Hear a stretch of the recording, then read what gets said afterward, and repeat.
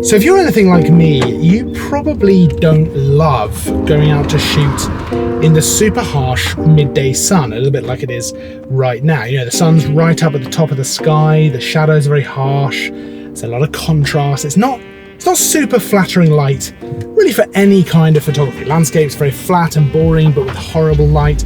Portraits can look really unflattering. And you learn very early on when you're doing photography that that is just a time of day that it's best to avoid. You know, sunset, sunrise, they're gonna work best for pretty much all kinds of photography, and people like me on YouTube tell you that that is the case. And for me, that kind of ruined summer photography. It meant that summer became this really annoying time of year for photography, where it was really late finishes or early starts, you know, waiting around for sunset, sunrise. And that was really frustrating, and I used to hate that. And recently I've been really embracing trying to photograph things in all types of weather and all times of day. And specifically, especially this summer, really trying to get out there in the middle of the day when the sun is at the highest point, it's just beating down, it's just horrible light, and making the absolute most of it, because there's always something to photograph. And that's what we're going to talk about today.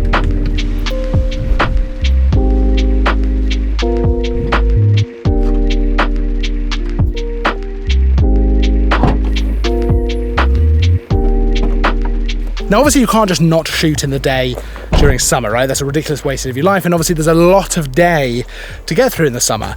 But that is actually what I did for a good couple of years. I'd actually wait around till sunset, or I'd get up super early for sunrise, because that was obviously the best light. And that is the best light, but that's a terrible way to actually do your photography.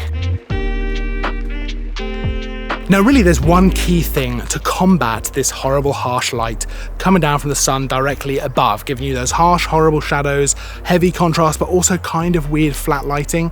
And essentially what you have to think about is, why is the light at sunset and sunrise so good?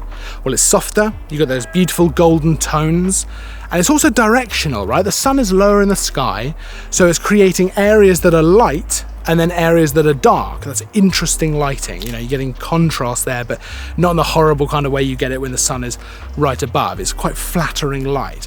And essentially, the light is being shaped by the sun's position in the sky. And that is the key to how we're going to overcome this horrible, harsh light from above. So then how do we shape the light? Well, one of the ways, and the reason I'm actually in this forested area, it's the middle of the day right now. The sun is beating down, but here in this forested area, I'm covered by the leaves. But I still get some really nice areas of kind of dappled sunlight. The light coming through the trees makes some interesting areas of light.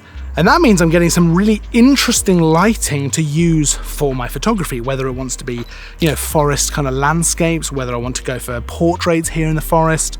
I can use some interesting lighting coming through the trees without having to worry about the horrible, harsh shadows. So that's one way that I'm able to shape the light. Now, of course, you can shoot in any shade. It doesn't have to be a forest. I just particularly like the forest because you get that dappled light. But any shade is going to work well. So if you're in an urban environment, just the shade of a building, you know, under some umbrellas or some sort of yawning outside of a building, that's going to work super well for portraits in particular, but also even just cityscape. If you can find an area where there's shade and one shaft of light coming through, whoo, that's the golden ticket to finding an interesting composition, because you can use that light almost like your subject and actually find a way to incorporate that into the photo so that you frame it up really nicely. That way, you're shaping the light. You're not relying on kind of sunset or sunrise or something like that to do it for you. You're going out and finding a place where the light can be shaped. Now, if you're not in a position to be able to shoot either under trees or behind buildings or anything like that, you can also lean into that super high contrast and just put it all in black and white. Now, this isn't ideal because you're doing it because you have to rather than it's an artistic choice, but it's still a way of combating that contrast by making it work for you. So you've got harsh shadows, right? You've got horrible light coming down, but you can make that into a deliberate contrast choice where you've got a very high contrast black and white image. That can look fantastic. Now, another thing you can do, which isn't shooting in the shade, but gives a similar effect to kind of soften up some of these shadows, is you can find a light colored surface somewhere, a wall, a white bit of floor, bit of ground, bit of stone, anything like that. Anything that's light like that's going to reflect light from it. So if you photograph near to that, let's say you do a portrait, and I actually did this in an urban environment last year, or possibly 2 years ago, Time is all just one thing now. Every day is the same. Who knows what's going on? But I've done this before in an urban environment where we used the white ground. It was a stone white ground to reflect light back up onto my subject, so that even though we were shooting in the middle of the day with the harsh sun beating down, that light reflecting back up softened up a lot of those shadows that the sun was causing. Now that makes it much more flattering light and much more usable as well. So it's way less horrible. And also, because my subject is then looking down towards the ground, she's not having to squint as much because the sun's not directly in her eyes. You can also try backlighting as well. This can be a great way to overcome some of this stuff. So for example, in this forest here, we've done some backlighting before to actually stop my subject having to stare into the sun. We've got shade coming from the trees, but we've got the sunlight coming through behind where there's a bright area behind. And backlighting always gives you a really nice bit of separation of your subject to the background. It's an interesting way of lighting, it's a bit different. And in this case, I combined that with the fact that we had the shade from the trees to the front to create a kind of a decent lighting setup. So what if you want to shoot landscape and you don't necessarily want to shoot a foresty landscape? You want to shoot some kind of vista or some sort of scene?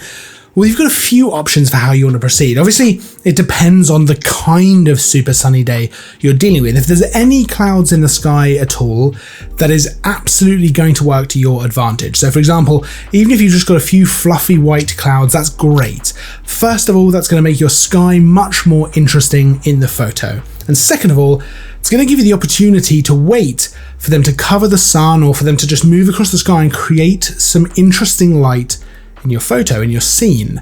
So for example, in this photo, I just waited patiently. I set up my composition, I got everything ready, and I just waited for the clouds to move, the shadows to move along the ground, and the light to be hitting the specific part of the photo I wanted it to hit, while the shadows were kind of bringing everything else a bit darker to emphasize my subject. I just had to wait, and then I snapped the photo as soon as that happened. Same thing here. The light is actually hitting the lighthouse in the distance, while some of the foreground is a little bit darker because of shadow, and then I've got interesting clouds making the sky much more interesting than just a clear blue sky. So clouds are absolutely your friend when it comes to this kind of weather. Obviously, a completely cloudy sky is going to give you a very different kind of look. And actually, if you have a situation like that where you've got cloud giving you shade and really flat lighting, you can still work with that absolutely. So for example, this photo started life looking like this.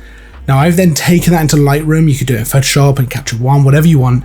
And I've used a radial filter to actually add exposure to a certain area that was already a little bit brighter anyway, and it's just sort of shaping the light, but in post, in editing.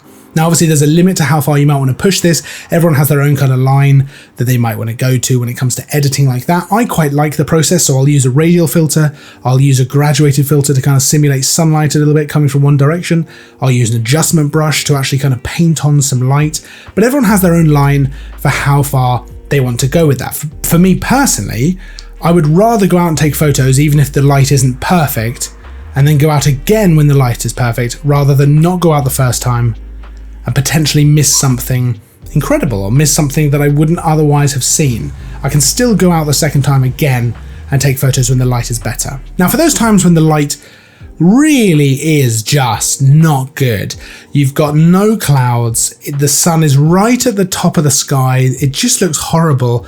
Sometimes when you've exhausted all other opportunities, you just have to kind of concede that some situations are just not ideal for photography, and maybe in that situation change locations, go and shoot something else, or really worst case scenario, just wait till the sun is lower in the sky, sunset, it's going to look great. Sometimes there's just no getting around it. Sometimes you just have to do it. But for example, I love shooting up at Beachy Head. I think it's beautiful. There's lots of different compositions.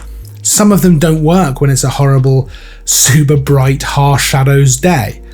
And then you can move, and this one, for example, with this lighthouse, I think actually works reasonably well when it's a bright, sunny day. So you can always kind of make compromises and find something that is going to work and come back later when the light is better for some of those wider vistas. But what do you think? Do you go out and shoot at this time of day? Do you tend to avoid it as much as possible? Do you have any tips of your own? I'd love to hear down in the comments. Of course, there's a link for all of the different equipment used for this video and all the photos down in the description, so you can check that out for yourself. If you enjoyed the video, don't forget to like and subscribe. I will of course see you in the next video, and As always, thanks for watching.